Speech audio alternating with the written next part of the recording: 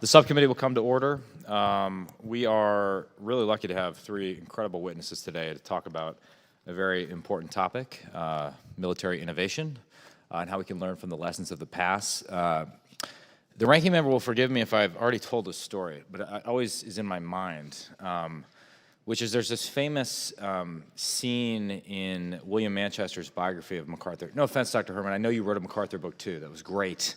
But in the Manchester book, there's this scene where he's in the Philippines prior to World War II, and he's having this debate with his staffers about, whether in the midst of war one should suspend democracy. And it becomes this debate about whether dictatorships or democracies are better. And MacArthur, maybe against sort of the caricature of him, argued for democracy and said that, the dictator may start off well, but once they encounter friction, they slow down, whereas democracies start slowly, but they activate thousands of flexible and free-thinking minds, and over time, ultimately prevail. And I think this is the story we tend to tell ourselves as how America wins and does crisis management. Perhaps in some sense, this is the story of freedom's forge. I wonder, though, if there are not two problems with that story, or whether what I call the MacArthur curve is fundamentally broken when we think about innovation.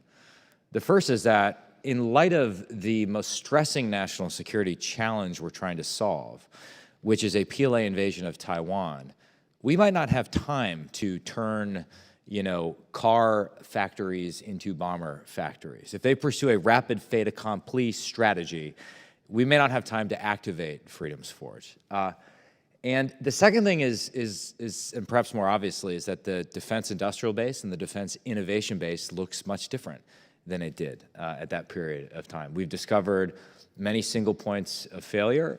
Right now, I think the war in Ukraine has revealed the brittleness of our munitions industrial base, and the list goes on and on. So today, I hope, if nothing else, our incredibly impressive witnesses can help us sort of learn the right lessons from past cases of military innovation, or even the right lessons from cases where powers failed to innovate and what that meant for their geopolitical position. And as I said at the start, I can't think of three better people to help us think through that. Oh, one other final note.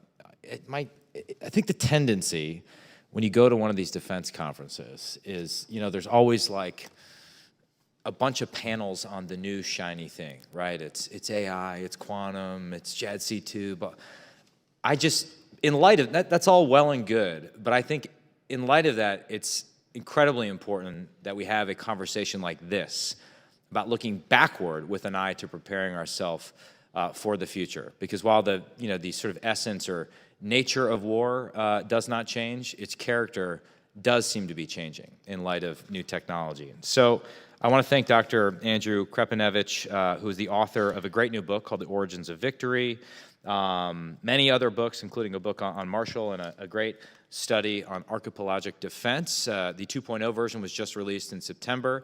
And then, of course, Dr. Arthur Herman, who, as I alluded to, not only wrote a book on a great Wisconsinite, Douglas MacArthur, but one of my favorite books, Freedom's Forge, has written more books than I have time to list. And then Colonel Mark Gunzinger, who has too many titles to list, and